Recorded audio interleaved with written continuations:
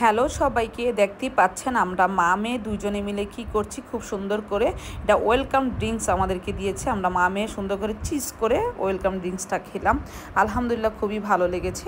এটা হচ্ছে ধানমন্ডি, এটা হচ্ছে 8 নম্বর জিঞ্জিয়াল রেস্টুরেন্ট বলে। তো হ্যালো এভরিওয়ান, আসসালামু আলাইকুম, সবাই কেমন আছেন? আসলে আজকে যে বিষয়টা আপনাদের সাথে শেয়ার করবো বা শেয়ার করতে আসছি, সেটা হচ্ছে এই যে রেস্টুরেন্টে কখন আমি খেতে যাই জানেন? আসলে মা হওয়া অনেক কঠিন বিষয়, মা হওয়া এত সহজ বিষয় না। অনেকের কাছে হয়তো অনেক সহজ বিষয়, বাট আমার কাছে অত সহজ বিষয় না।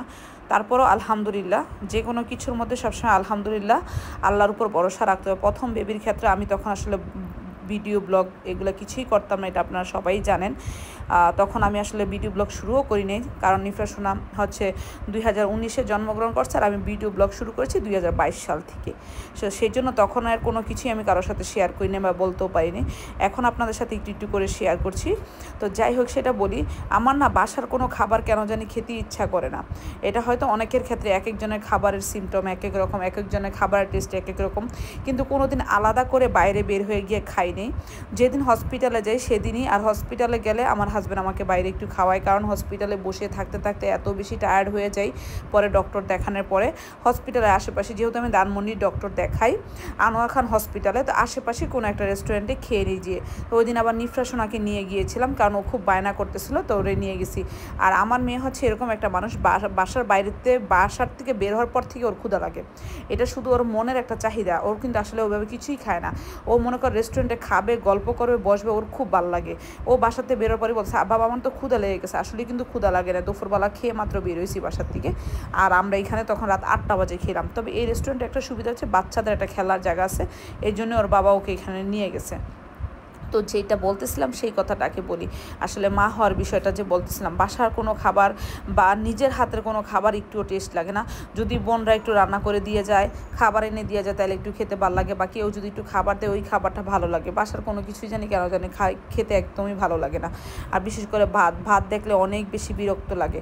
আমি জানি না কার কার সাথে এরকমটা হয়, কিন্তু আমার আবার এটা উল্টা। প্রথম বেবির ক্ষেত্রে কিন্তু মাশাল্লাহ ভাতটা অনেক ভালো খেতে পারতাম আমি, অন্য কিছু আর খেতে পারতাম না। এই বেবির ক্ষেত্রে আবার আরেকটা সিমটম উল্টা, যেটা হচ্ছে কোনোভাবেই কোনো ভাত খেতে পারি না, ভাতের গন্ধটাও নিতে পারি না। তো যাই হোক, এটাই বললাম, যাই কিছু হয় সব কিছুর জন্য আলহামদুলিল্লাহ বলতে হবে। আল্লাহ যেটা ভালো লিখে রাখছে বা আল্লাহ যেটা আমাদের মঙ্গলজনক করে রাখছে, ওইটাই আমাদের জন্য করছে। তো এটাই আর কি আপনাদের সাথে একটু শেয়ার করলাম। আর রাত জাগার কথা আর কি বলবো, রাত জাগতে জাগতে তো জাস্ট পাগল হওয়া বাকি আছি। তো হচ্ছে এই জন্যই প্রথম শুরুতেই ভিডিওটাতে বলেছি যে মা হওয়া বিষয়টা এত সহজ না। হ্যাঁ, অনেকের ক্ষেত্রে অনেক সহজ হতে পারে, বাট আমার ক্ষেত্রে মোটেই সহজ না। আমার প্রথম বেবি এবং দ্বিতীয় বেবির ক্ষেত্রে খুব কষ্ট করতেছি, খুবই জার্নিটা অনেক কষ্টের। তারপরও আলহামদুলিল্লাহ আপনারা একটু দোয়া করবেন যাতে এই জার্নিটা আল্লাহ আমাকে সহজ করে দেয়, আমি যাতে ঠিকঠাক মতো করে দুনিয়াতে আমার বেবিটাকে আনতে পারি, সেই দোয়াই চাই আপনাদের কাছে, আর কিছুই না। আর আরেকটা কথা, যারা নতুন মা হচ্ছেন বা হবেন, শুধু একটা কথাই বলি, আজকের এই ভিডিওতে বিশেষ করে আপনার হাজব্যান্ড আর পরিবারের সাপোর্টটা অনেক বেশি দরকার।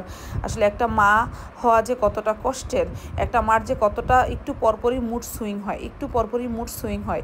এই যে মুড সুইং হয়, এটা কিন্তু সবাই বাসায় বুঝে না বা বুঝতে চায়ও না।